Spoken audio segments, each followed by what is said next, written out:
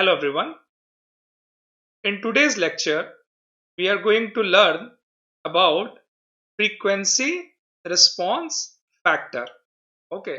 And this is specific to a single degree of freedom system subject to harmonic load. But the concept can be extended to any other loading as well, knowing that any loading through Fourier transformation can be transferred to a sum of systems with different frequencies.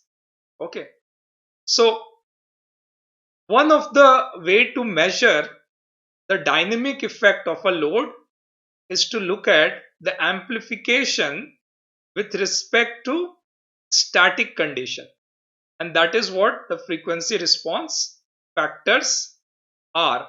Okay, to measure that dynamic effect. Okay, so let us get started.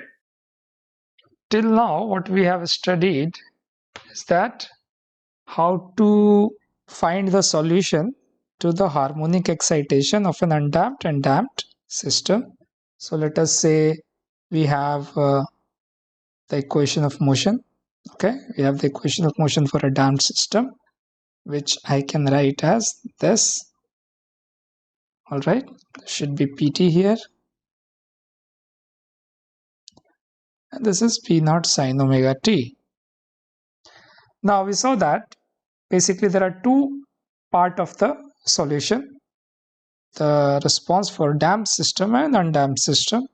Okay, for undamped system, let us write down the solution for a damped system. We found out that this is the solution. Okay,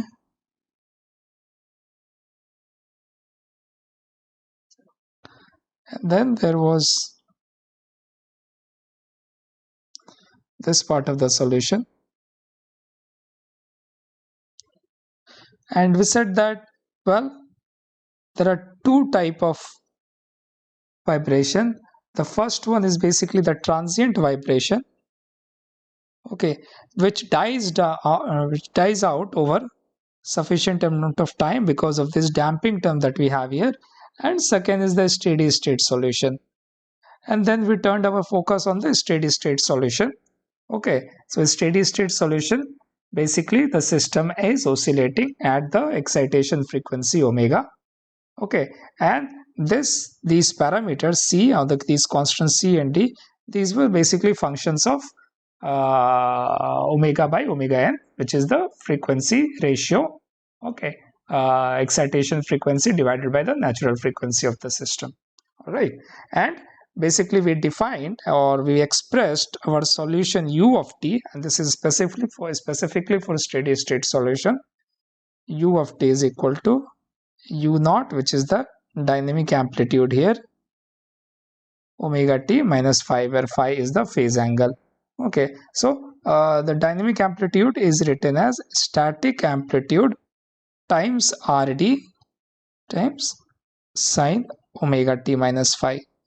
Okay, and Rd is nothing but it is called displacement response or deformation response factor. Okay, and it is given as this expression here, which we can write as this. Okay, now till now basically we have only considered the displacement response factor.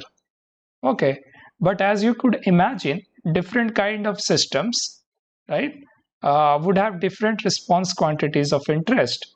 For example, right now we are only considering displacement here, but it might so happen that somebody would like to know what is the velocity modification factor, and other would be the acceleration modification factor. Okay, so what we are going to study now is basically dynamic response factors. Okay, so these factors combined are called dynamic response factors, and then we'll obtain each of these one by one. Okay, so as I said, u naught I could write as ust naught times rd times sine omega t minus phi. Okay, and you know that the static amplitude is nothing but the amplitude of the applied harmonics force divided by the stiffness of the system.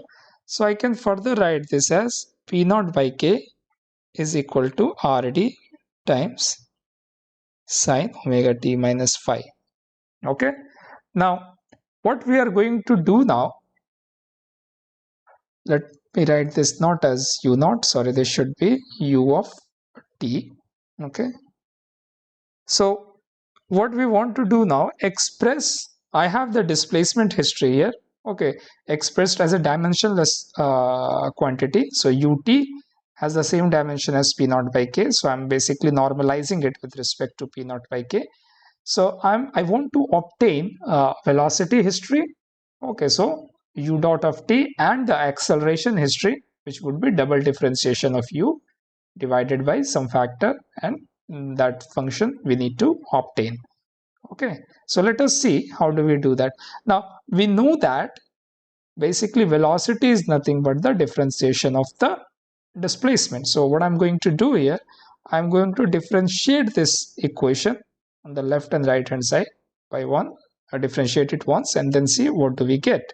Okay, so let us differentiate it with respect to time, so that I get here omega, and this becomes cos omega t minus phi. Now what I can further do, divide this by omega n, okay, and on this side I also divide this by omega n. Okay, and I know that my omega n is nothing but under root k by m. So if I substitute that, what I will get here is basically this p naught divided by under root km, okay, and that should be equal to rd times omega by omega n cos of omega t minus phi. Now this expression here I can further write as a new expression called r of v, okay, this would be omega t minus phi. This rv is called velocity, okay, it is called velocity response factor, velocity modification factor, okay, it's called velocity modification factor. And RV basically, as you see here, RV is given as nothing but frequency ratio times the displacement modification factor. Okay, so we got our first modification factor after RD, that is the velocity modification factor. Okay, now let us again differentiate this equation and see what do we get. Now just to mention, if you see here, this is my velocity, and if you look at in the denominator, this p naught divided by under root km, this the whole expression has units of velocity. That's why I tried to write it down like that. Okay, so I'm normalizing my velocity with respect to this quantity here. Okay, all right, let us again differentiate this equation and then see what do we get. Okay. So I have this expression here. I would have negative RD omega square by omega n times sine of omega t minus phi. Okay, and if I further divide it by omega n, and let us write down divide here by omega n as well, what do I basically get as acceleration, okay, divided by p naught by m, and this is equal to rd times omega by omega n square times sine omega t minus phi. Okay, so this quantity here, and let us neglect the negative term because sine is like, amplitude varies between positive 1 and negative 1, so it does not matter anyway. What I'm going to write here, my Ra as equal to Rd times the frequency ratio whole square. Okay, and as you know, this is also equal to, if you write in terms of velocity, this would be RV times just frequency ratio. Okay, so now you can see that this has units of acceleration. So this is the normalized acceleration expression for normalized acceleration that we have obtained. So as you can see, we have obtained the expression for the displacement modification factor, velocity modification factor, and acceleration modification factor. Okay, and these quantities can be further written as this expression that you see here. If I write it like this, okay, this should be equal to RV, and this should be equal to RED times omega n. Okay, now we already know what is the variation of RD with respect to omega by omega n. Okay, and we know that what happens when omega by omega n is very small, when it is very high, and when it is close to 1. Okay, now based on that, we can also obtain the variation of first RV as a function of omega by omega n, and then Ra as a function of omega by omega n. So let us write down these functions, okay, and see what do we get. So I have Rv is equal to omega by omega n divided by same ratio here, that expression that we have been using till now. Okay, and your Ra is nothing but omega by omega n square. Okay, and then 1 minus frequency ratio square to the power square plus this quantity here. Now, as you can see here, my displacement, okay, my displacement modification factor was 1 when omega by omega n is equal to 0. However, if you look at this expression, now I have a omega by omega n term in the numerator. So when omega by omega n would be very small, then the velocity would be equal to 0. So let us see that. For the case when omega by omega n is much smaller than 1, remember that RD, which is basically what you see here, let me write it anyway so there is no confusion as such. Okay, this is the expression for RD that we have been using till now. Okay. All right. So RD, as you can see, when omega by omega n is very, very small, RD tends to be 1. Okay, however, if you look at RV and RA, let us see what do we get. So RV, we get as, remember that in denominator, this term would become 0, this term would become 0. But now I have numerator, this term, omega by omega n. So now this would become 0. Similarly, RA, if you have any omega by omega term in the numerator, it would again go to 0. Alright, so this is one difference. Second difference is when omega by omega n is much greater than 1. So if it's a very, very large value, let us see what happens. RD, as we know, if it's a very large value, it goes to 0. That can be directly observed from here. Okay, so it goes to 0. However, RV, the velocity modification factor, if you look at it, now I have terms in the numerator and denominator as well. However, for very large value of omega by omega n, if you look at the denominator, I have a power of omega by omega 1 to the power 2. But in the numerator, it is power 1. Okay, so the denominator here, it actually increases at a higher rate than the numerator. Okay, so that's why when the value becomes very large, it actually goes to 0 as well. Okay, now compare that to third case for the acceleration modification factor. The highest power in the numerator is omega by omega n to the power 2, and then the denominator also it would be 2 because this is the factor, okay, square to the power square, which is going to be contributing to the the highest power of omega by omega n. Okay, so this one actually tends to be 1. So if you have a system for which omega by omega n is very, very large, then Ra actually approaches to 1. Okay, so these are the conditions for slowly varying force. Okay, because my omega by omega n is much smaller than 1. And these are the conclusions for rapidly varying force. Okay, and I mean, we're doing just the here analytically. We could use any of the numerical tools to actually plot the variation of all these and then see how do they look like for different values of damping. So I have already done that.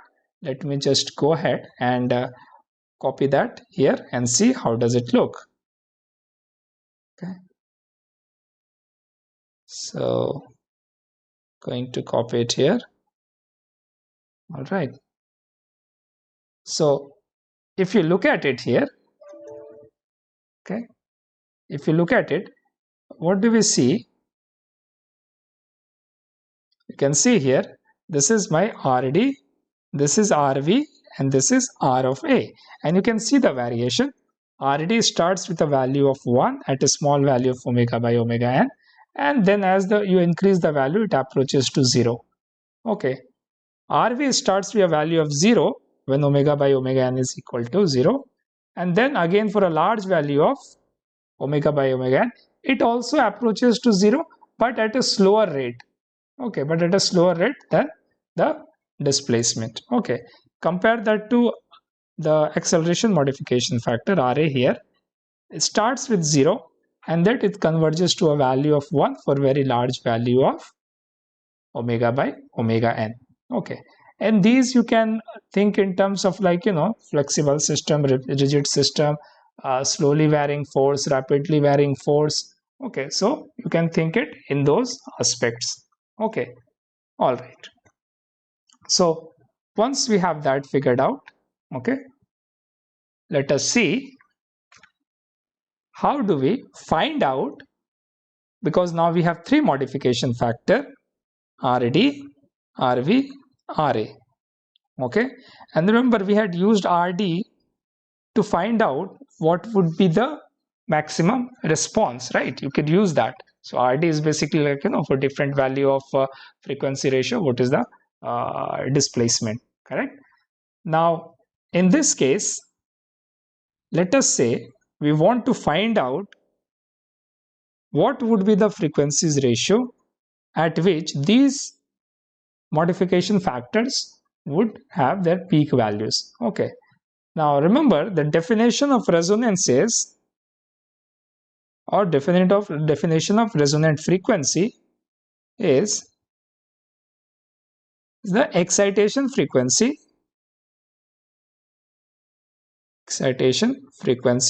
at which the response becomes maximum. Now one might ask, well, what response are you talking about? Are you talking about displacement, or are you talking about velocity, or are you talking about acceleration? Because for different, for different people, different response quantities could be of interest. Okay, acceleration might be interest to someone. Okay, if they are studying for it, let us say if you're trying to study the vibration in a vehicle, then acceleration would be of interest. If you're trying to study about the displacement of the shock absorbing system, then displacement could be of interest, or velocity could be of interest. Okay, so we need to know, if we need to optimize something, that if we're talking about resonance, then it is with respect to what quantity. Okay, so what we are going to do here, we are going to define three type of resonance. One is displacement resonance, then velocity resonance, okay, and then the third one is acceleration resonance.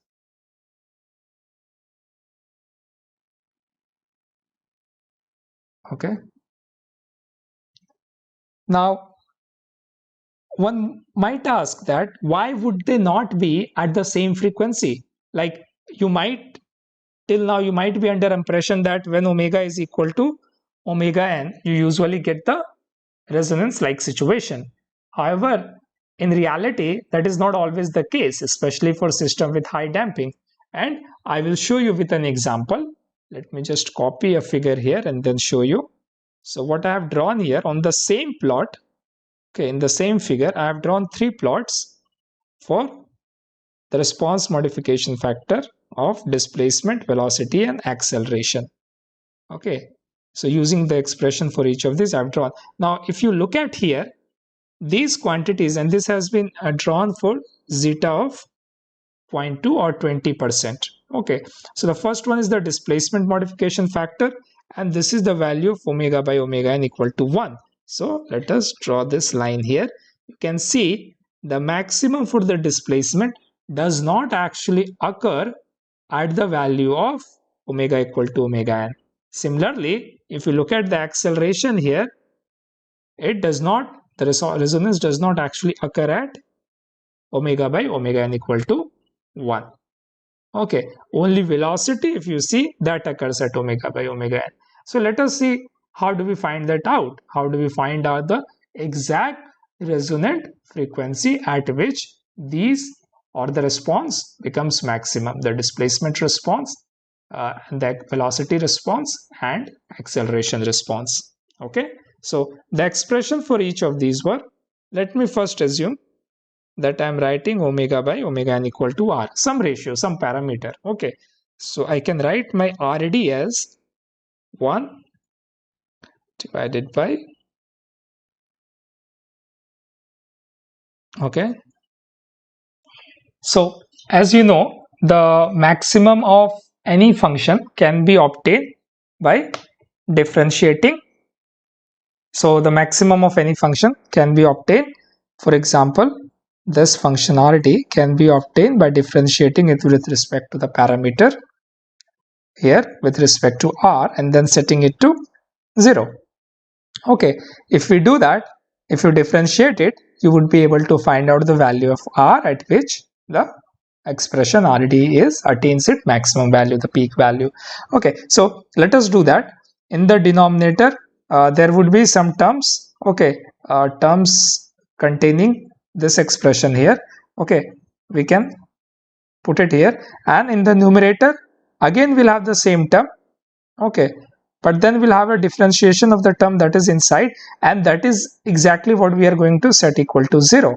Okay, so it would be times minus 2r plus 2 times 2 zeta of r times 2 zeta, and of course all the term would club here in the denominator, and we are going to set this equal to 0. Okay, so what do we get as, let us take 4r outside. Okay, so we get as 1 minus r square, okay, plus 2 zeta square. Okay, sorry, this is minus 1 times, and if we set this equal to 0, okay, the value of r that I get from here would be under root 1 minus 2 zeta square. So this is equal to the omega by omega n. So the excitation frequency at which this is actually maximum is nothing but omega n, omega equal to omega n times this expression that I have here.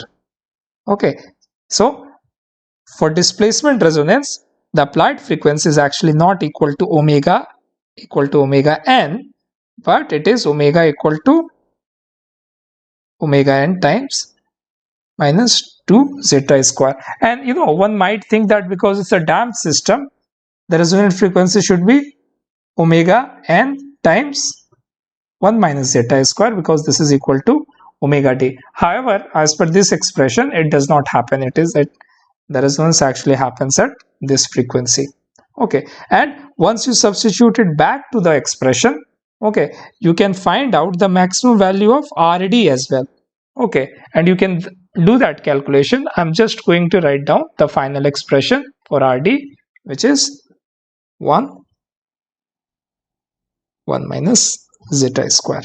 Okay, so this is the frequency, excitation frequency for resonance of the displacement response quantity.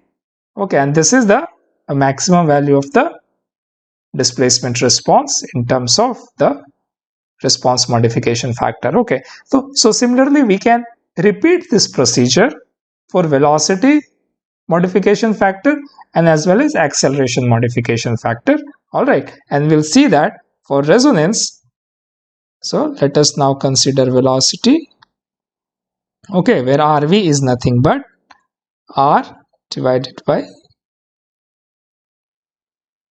1. No, sorry, here it is. You have 2 zeta R to the power square.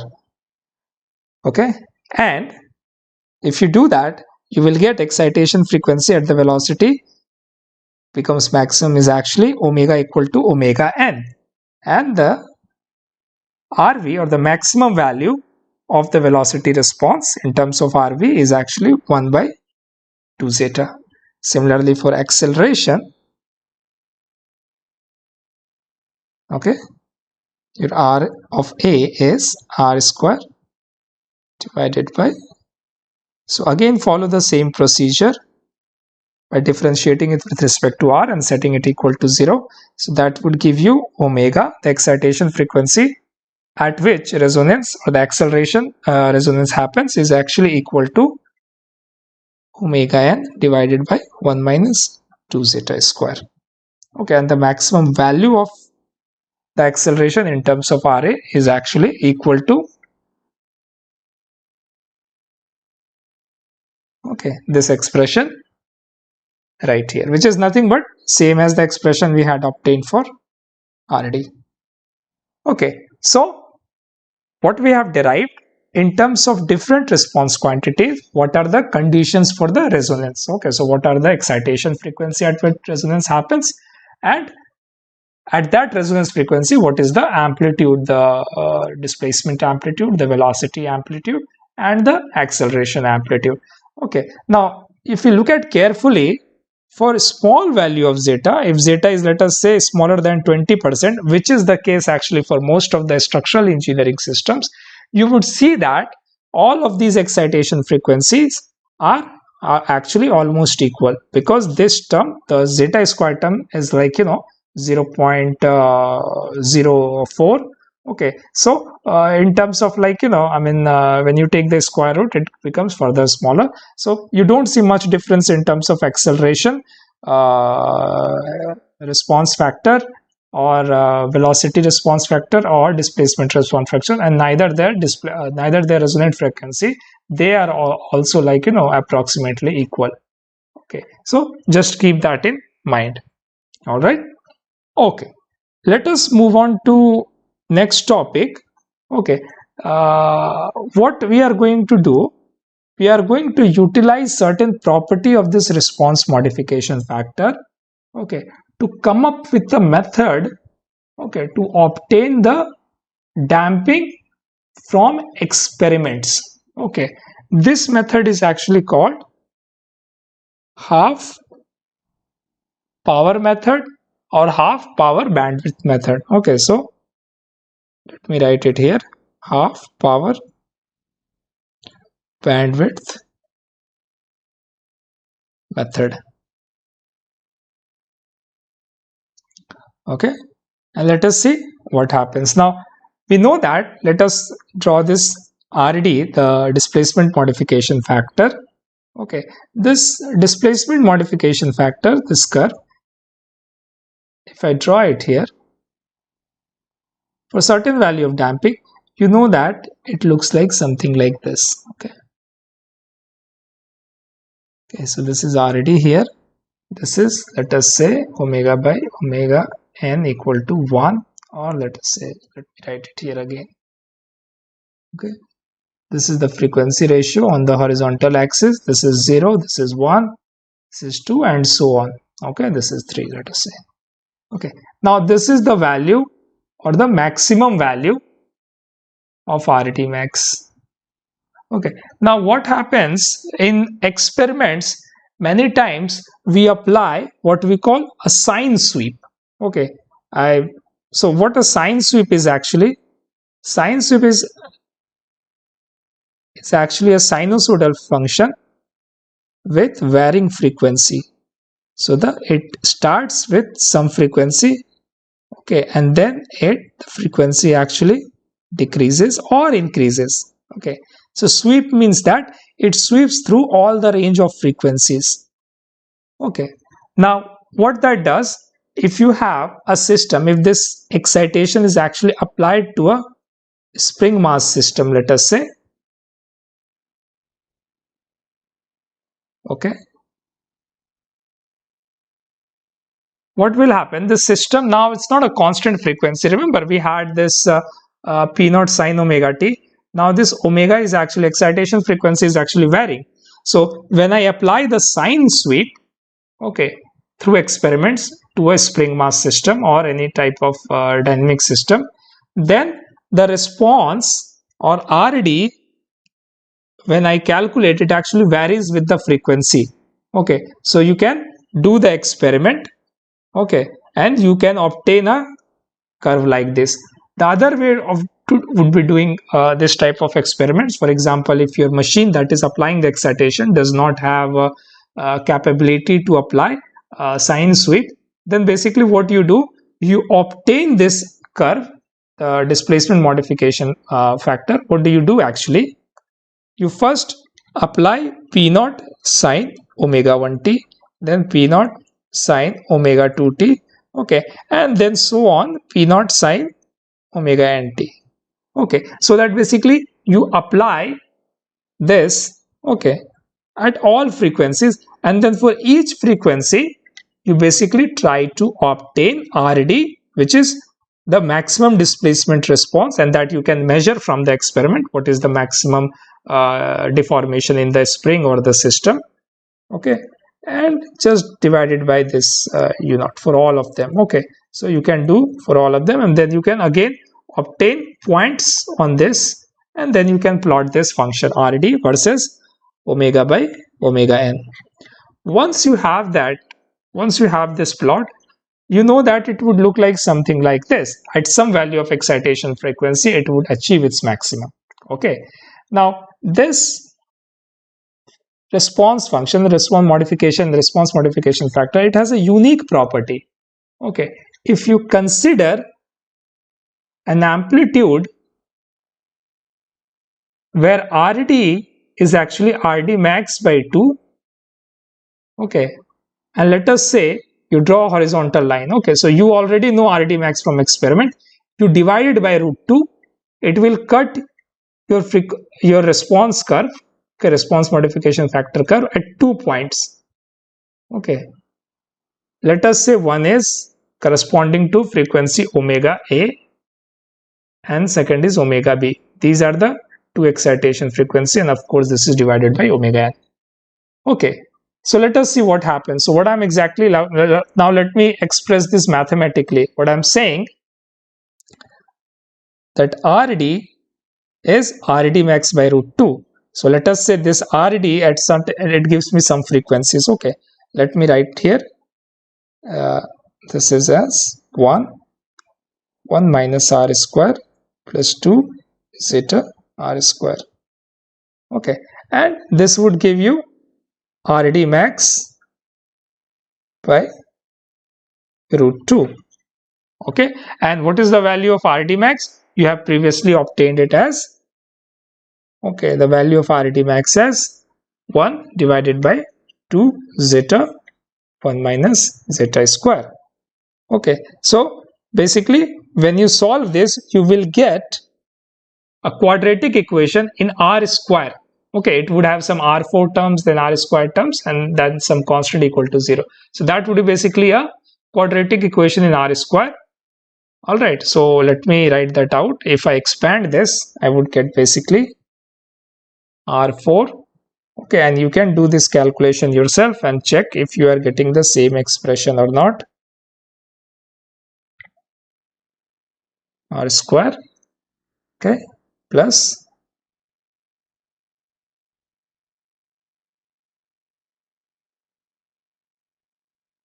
okay, this is the expression that you will get.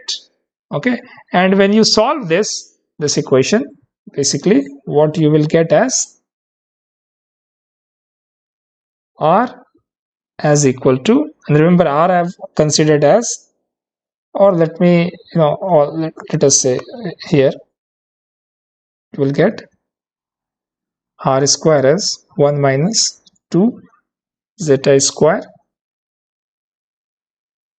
Okay, there would be another 2 zeta term here.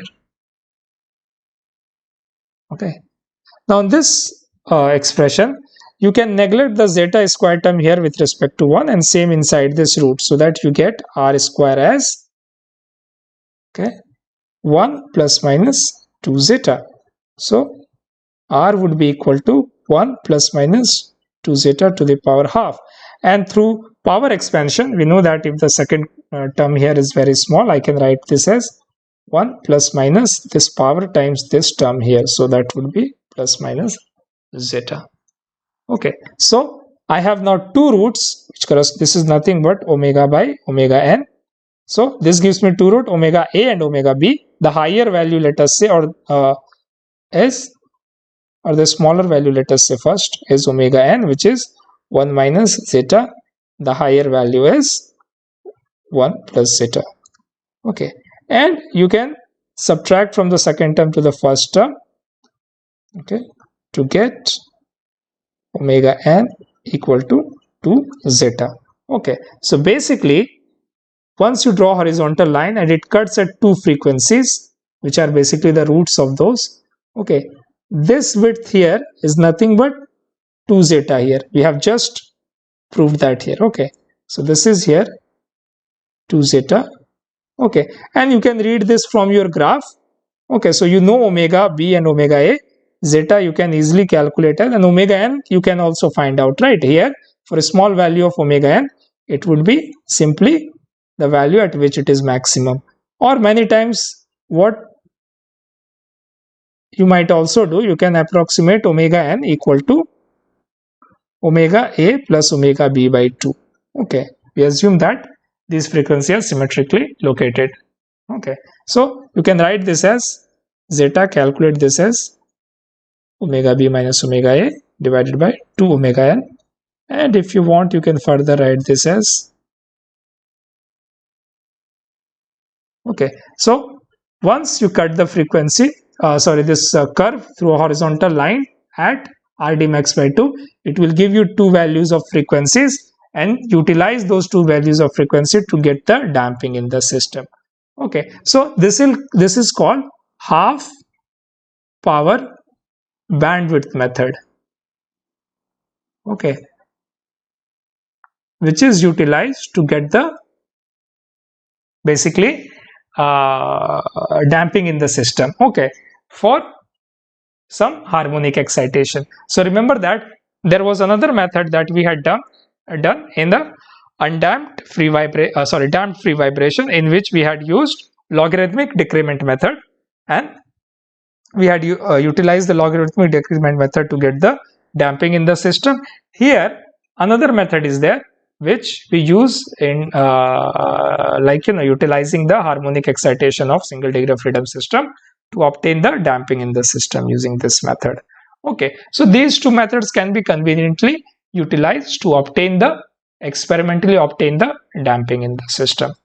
Okay, all right, so I hope this method of obtaining damping is clear to you. So we are going to conclude our lecture.